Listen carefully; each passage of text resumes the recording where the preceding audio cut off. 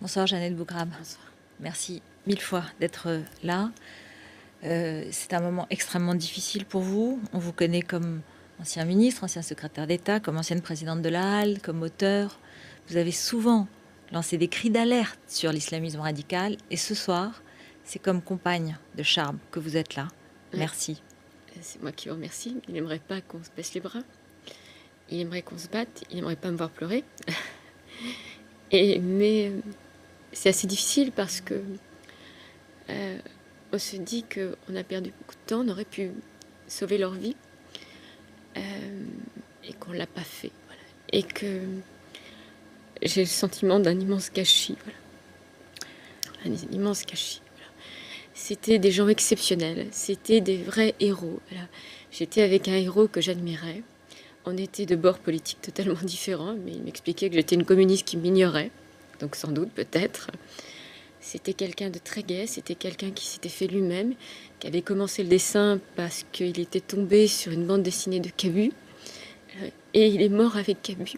Alors évidemment, il se sentait menacé, il vivait, on essayait de vivre normalement, mais c'était évidemment très compliqué. Il était protégé. On avait supprimé une protection statique devant Charlie Hebdo, qui aurait peut-être pu éviter le drame. Et ils étaient accusés de tous les maux sur les réseaux sociaux, sur Twitter.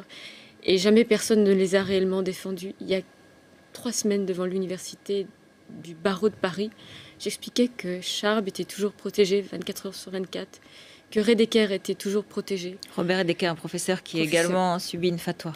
Qu'on a oublié Mera. On a oublié ces enfants qui ont été tués devant une école juive. On a oublié que c'est un Français qui est allé assassiner des innocents en Belgique, Nemouche. Et je me dis, est-ce que cette fois, peut-être on prendra la mesure de ce qui est en train de se passer en France, c'est-à-dire qu'une guerre est déclarée. Voilà. Et je ne comprends pas. Voilà. J'avoue que je ne réalise pas encore ce qui s'est passé. Voilà. Vous sortez de la brigade criminelle parce que vous avez été témoigné, vous avez appris la tuerie, vous vous êtes précipité au journal. Comment ça s'est passé? En fait, j'ai reçu un dernier SMS à 10h avant la conférence de rédaction. Chaque mercredi, en fait, il y avait la conférence de rédaction et c'était le seul moment de la semaine où, en gros, tout le monde était là. Stéphane travaillait parfois chez lui et donc, mais le mercredi, tout le monde était là. Et à 10h, et j'étais au Conseil d'État et j'ai appris qu'il y avait eu une fusillade. Et donc j'envoie un SMS, un deuxième, un troisième, pas de réponse. Je téléphone et il répondait pas. Et il ne faisait jamais ça, Henri. Et j'ai appelé Richard Malka parce que... L'avocat de Charlie et l'avocat de Babylou. C'est-à-dire qu'en fait, on était une sorte de communauté à défendre la laïcité, à défendre... La crèche Babylou. La crèche Babylou. On était ceux qui dénonçaient, en réalité. On a tous été plus ou moins protégés. C'était Stéphane qui était toujours protégé 24 heures sur 24. Moi, j'avais eu 4 mois de protection. Stéphane, c'est Charb, parce que c'est Stéphane Charbonnier. C'est Stéphane Charbonnier. Puis je pense évidemment à ses parents ce soir et à son frère Laurent qui sont effondrés. Et en fait, quand je suis arrivée, il y avait déjà les cordons, on était avec Richard. On est passé, on m'a interdit de rentrer et c'est là que j'ai appris qu'il était mort. Et qu'il était tombé. Mais une partie des personnes ne voulaient pas dire en réalité qu'il était mort.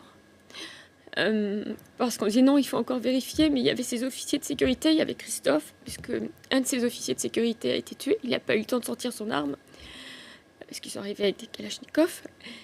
Et on m'a dit non, parce que Christophe, quand il est rentré, Stéphane était déjà mort. Voilà. Et donc après, je voulais rester un peu plus longtemps, parce que je voulais pas que son corps reste dans... Les corps étaient restés au sol, voilà. Parce qu'il fallait faire l'enquête, parce qu'il fallait... C'est une scène de crime, voilà. Parce que voilà, mais...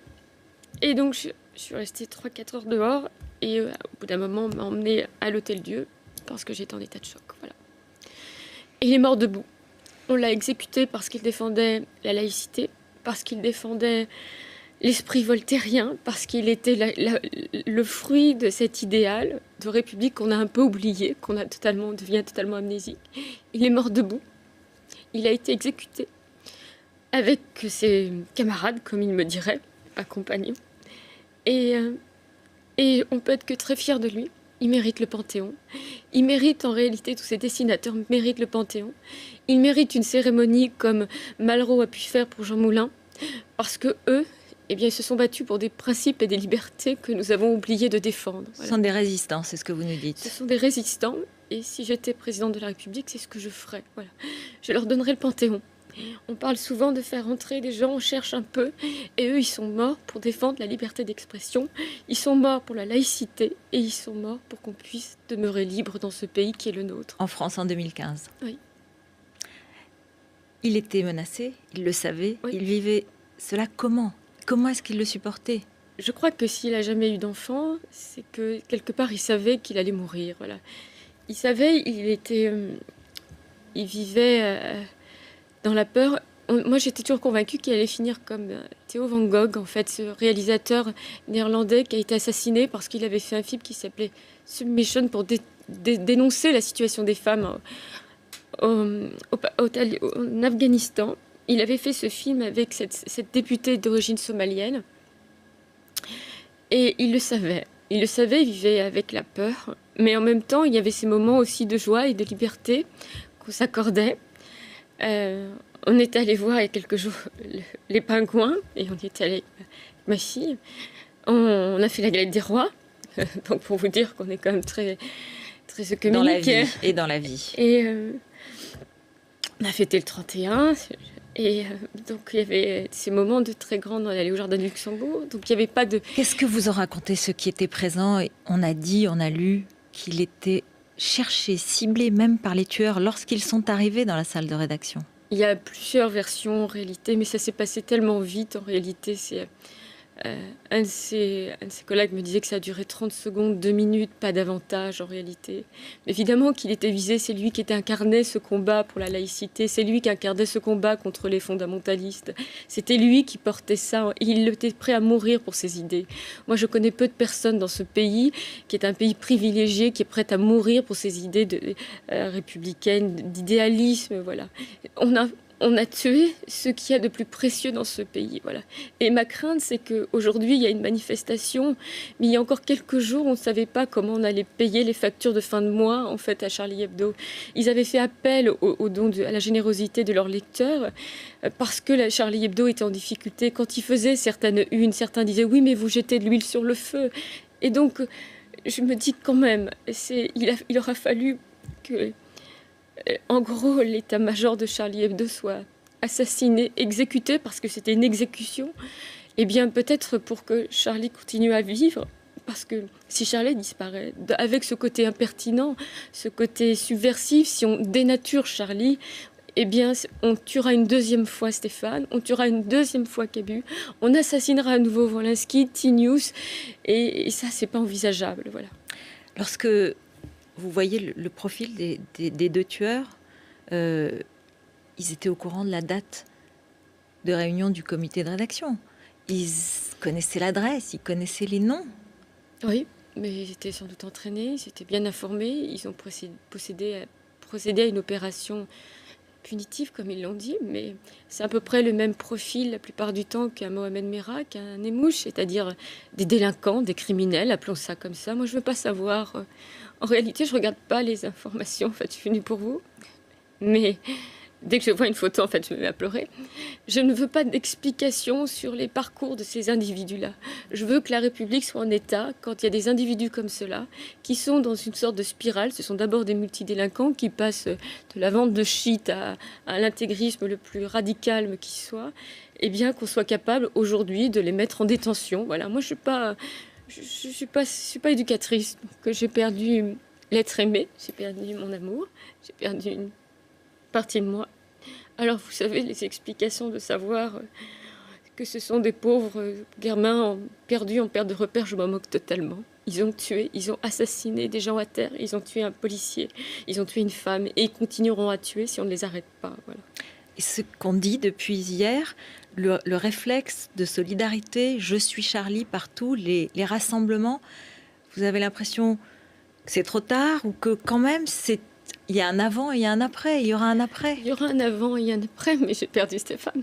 Donc ça ne va pas me le ramener véritablement.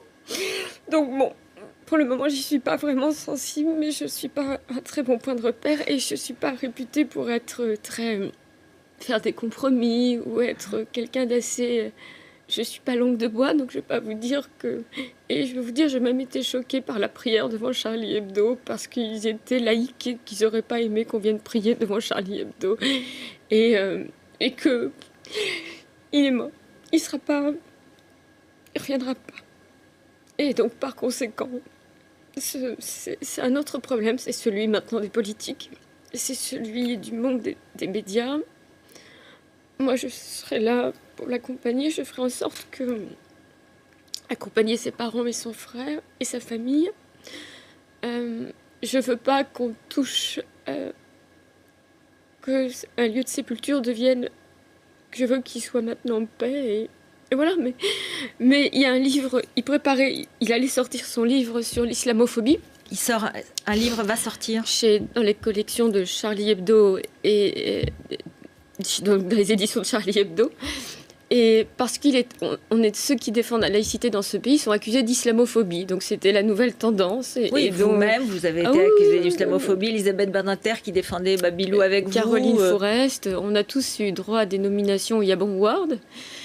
Et donc, il avait préparé ce livre avec les éditions Charlie Hebdo et Les Échappés pour déconstruire cela. On peut être laïque, on peut être tolérant et accepter que la religion doit être dans un espace et qu'il y a une sphère publique, une sphère privée. Et donc, son livre va sortir alors qu'il n'est plus là. Et donc, du coup, ce qu'on va garder, c'est qu'effectivement... à force de les pointer du doigt, à force de dire que Charlie Hebdo, ce sont des islamophobes, qu'ils détestent l'islam, que vous avez l'impression qu'il y a eu, enfin, comment dire, de la candeur et de la complaisance avec ceux qui l'avaient ciblé dans la société française. Ah, mais c'est pas. Moi, je vais vous dire, je pense qu'ils sont coupables, qu'il y a une responsabilité, que quand on dit que sans arrêt qu'ils étaient racistes parce qu'ils faisaient telle une et que c'était reporté quand vous avez des gens qui se disent de telle mouvance et qui disent qu'ils étaient islamophobes ou racistes. Vous parlez de qui? De certains mouvements de gauche. Là-dessus, j'ai pas de problème à le dire. Yabon Award, puisque nous on était nominés avec Elisabeth Badinter, mais Elisabeth a eu le prix, pas moi. Et Yabon Award, c'est une forme de avec prix, les indigènes, oui. fait par les indigènes de la République, bien sûr qu'ils sont coupables. Ils sont coupables, moi j'ai pas de... Et je le dis, et j'assume mes propos. Quand on sans arrêt, on vous dit oui, mais vous stigmatisez l'islam. Mais aujourd'hui, qui est mort? Aujourd'hui, qui est mort, en fait? C'est pas... Il n'y a pas un imam qui est mort, il y a pas de... Ce sont eux, c'était ces combattants pour la liberté. Les politiques français, depuis 24 heures, est-ce que vous avez le sentiment qu'ils prennent la mesure de la situation? J'ai eu 2 fois Manuel Valls au téléphone, j'ai eu Nicolas Sarkozy au téléphone, j'ai eu Christiane Taubira, Christophe Gérard est venu voir à l'hôpital, Anne Hidalgo, bien évidemment, qui fait faire une journée demain, qui a vers citoyen d'honneur de la ville de Paris, Charlie Hebdo. Je l'espère, je l'espère. Manuel Valls a toujours été du côté, il était à nos côtés pour Babylou. Il a toujours été quelqu'un de très attentif et sur ces sujets-là. Et je voulais le remercier de son soutien, y compris au nom de la famille de Stéphane. Son épouse a été extrêmement attentionnée, Anne Gravoin, autour de nous, parce que c'est... Et donc voilà, mais je pense qu'aujourd'hui, la guerre, parce que c'est le mot guerre qu'on doit prononcer, c'est pas la guerre qui est déclarée. Je ne suis pas convaincue que les mesures ou les dispositifs législatifs qui sont aujourd'hui à notre disposition soient suffisants. Voilà. Je pense que aujourd'hui Internet, je pense que Twitter, c'est des déversoirs de haine où de manière anonyme, les gens peuvent décider de fatwa, de décider qui doit vivre, qui doit mourir. Et bien qu'on n'a pas nécessairement pris la mesure, voilà.